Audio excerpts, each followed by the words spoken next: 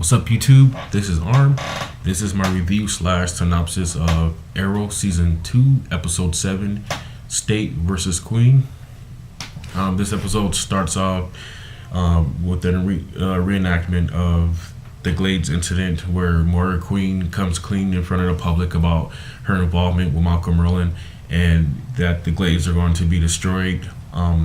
As the Glades are being destroyed, we see at Iron Heights Prison, Count Vertigo's cell opens up. He's one of the only people who escapes. He does have a key and he lets one other person out and he's unleashed back onto Starling City. So here we are years later and we're on the Moira Queen case and she's being prosecuted. It doesn't look good for her. It looks like she's pretty much done for. They have evidence against her. The young prosecutor is pretty aggressive. And all of a sudden in the courtroom, he passes out because he's infected by vertigo. Okay, so he's in the ambulance later on in the episode and he's being taken away, and we find out the ambulance driver is Count Vertigo himself. It seems like he has some kind of interest in Moira Queen's case.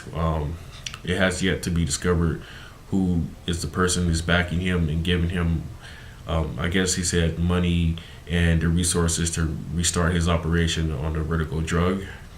Also, Diggles, aka Arrow's and Oliver Queen's best friend and bodyguard, he's been injected or infected with the vertigo drug as well. He's not sure how he has gotten it, but they're going to find out later in the episode. So as we go on with the episode, Laurel has to take on the case herself alone. She was a little nervous about it, but she stepped up, and I guess she found some damaging evidence against Moira Queen, which they led us to believe it was the fact that she had an affair with Malcolm Merlyn years ago when she was with Thea and Oliver's father. So she presents that to Moira. She goes and visits her in prison. She knows she's not supposed to be seeing someone she's prosecuting, but she says it's a family matter. And then Moira then meets with Oliver and Thea and admits to them or comes clean about that affair. They didn't seem too happy about it. Oliver, Felicity, and Diggle are back at their lair, and Vertigo releases. Somehow he taps into the news stations and broadcast the fact that he's kidnapped the DA who's prosecuting the case. He threatens to inject him with the drug. Of course, Oliver and Felicity and Diggle sees this and they know they have to act soon.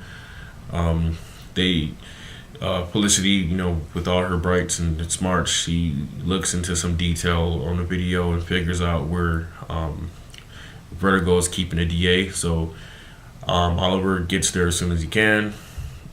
He rescues the DA.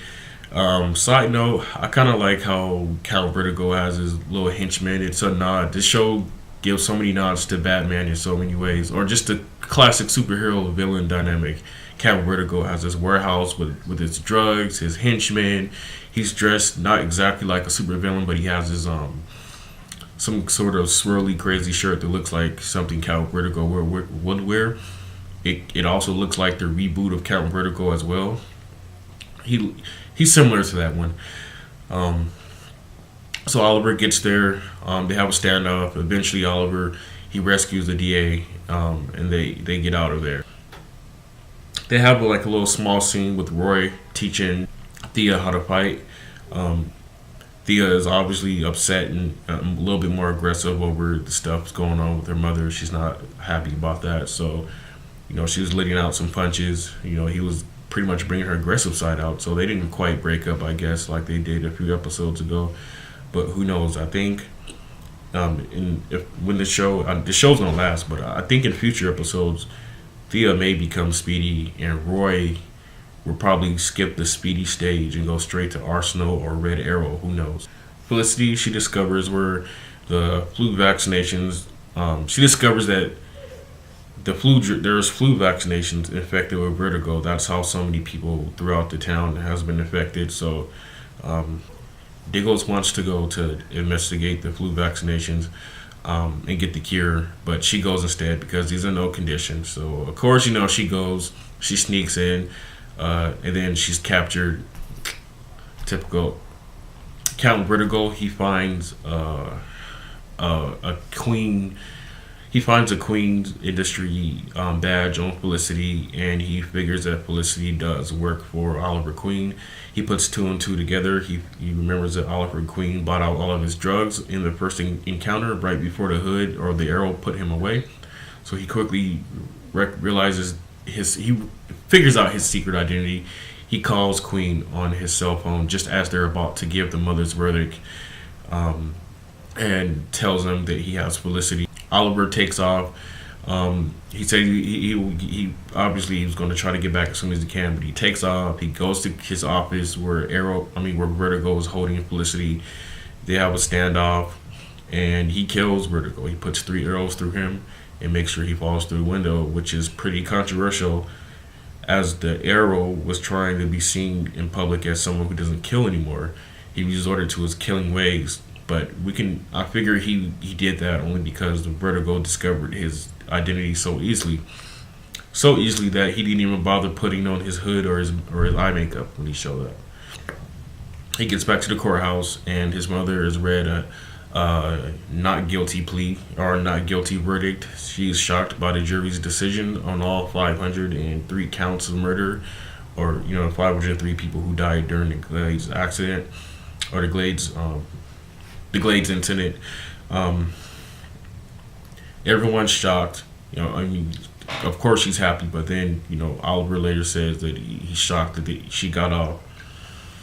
So it appears that there is someone in the background helping Moira Queen get off. All right, so then we see later on in the episode, which is the cliffhanger, Malcolm Merlin is still alive, and he approaches Moira Queen and tells her that he wants to let Thea know that he's her father. So he's Thea's father. So that makes Thea and Oliver half brother, half sister.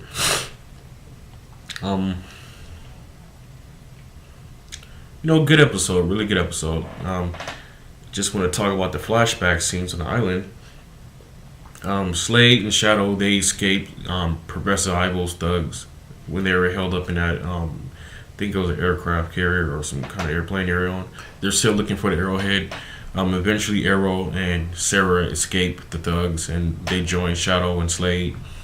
So that storyline is still further developing. It's very interesting. Like I said, that this show has a dual storyline going on with so many different characters, and yet it's still engaging and it's not too watered down.